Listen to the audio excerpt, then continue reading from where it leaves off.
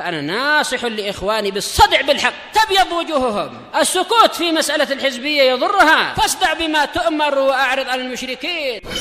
سلامي على دماج ورجالها والشيخ يحيى ودار العلم يا سعد بانيها.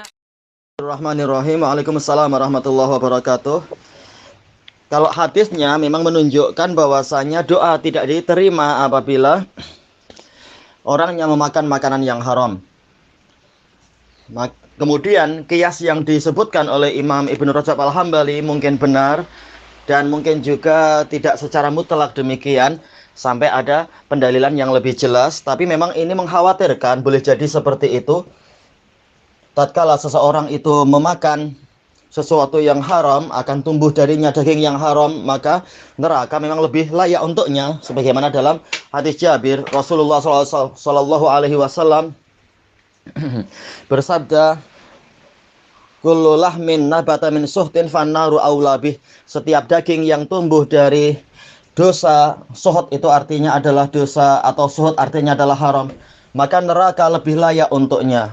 Maka boleh jadi ini dosanya itu, ya boleh jadi memang ibadahnya tidak diterima secara umum, tapi boleh jadi juga diterima, tapi dosa yang ini terkait dengan permasalahan yang lain, terkait dengan masalah dia memakan yang haram, tidak terkait dengan syarat sah dari ibadah.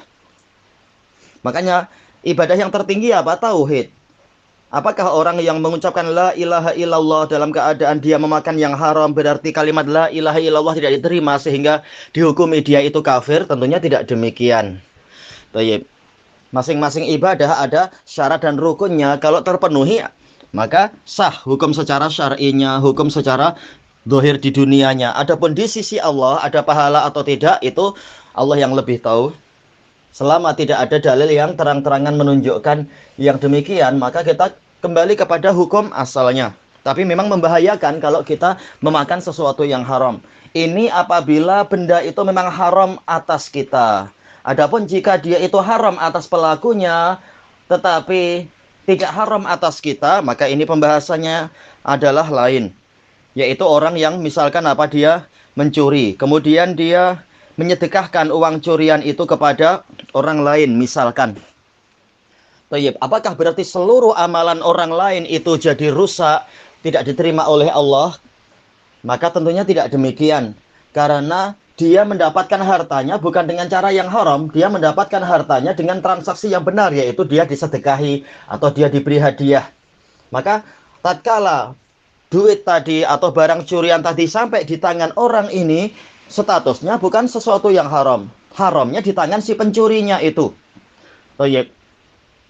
Makanya Rasulullah Shallallahu Alaihi Wasallam beliau tidak menolak bertransaksi dengan orang-orang Yahudi lewat perniagaan ataukah lewat penerimaan hadiah atau lewat hutang piutang. Sementara ma'ruf orang Yahudi, Allah Ta'ala mengatakan akaluna lisuhut, suka memakan makanan yang haram. Dan mereka suka yakuluna riba, memakan riba dan sebagainya. Makanya mayoritas harta mereka adalah harta-harta yang haram. Tapi Rasulullah SAW tidak mengharamkan untuk bertransaksi dengan mereka. Haram atas orang Yahudi. Namun apabila niaga mereka dengan kita, transaksi mereka dengan kita itu memenuhi syarat dan rukun perniagaan, syarat dan rukun transaksi, maka tidak dikatakan kitanya ini memakan yang haram.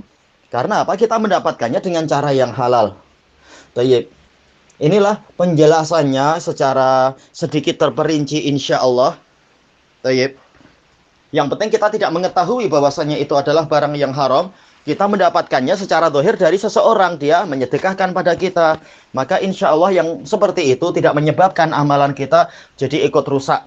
Adapun amalan si pelakunya, pelaku keharaman tadi, maka memang dikhawatirkan. Tanpa kita berani memastikan bahwasanya ibadah dia semuanya akan rusak.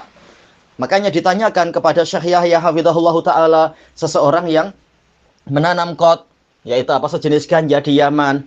Kemudian dia mendapatkan duit banyak. Selanjutnya dia berhaji. Apakah hajinya sah? Kata beliau hajinya sah.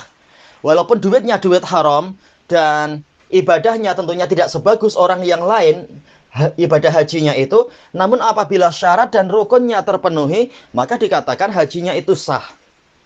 Tayyib. Nah, dengan perincian seperti ini, taulah kita yang disebutkan oleh Imam Ibnu Rajab, kita tidak menyalahkan, tetapi kita tidak mengatakan bahwasanya itu mutlak menghapus seluruh amalannya tertolak di sisi Allah dan sebagainya. Selama syarat dan rukunnya terpenuhi. Tapi tentunya kualitasnya tidak seperti kualitas orang yang betul-betul bersih dari makanan-makanan yang haram dan sebagainya misalkan. Wallahu a'lam walhamdulillahi rabbil alamin.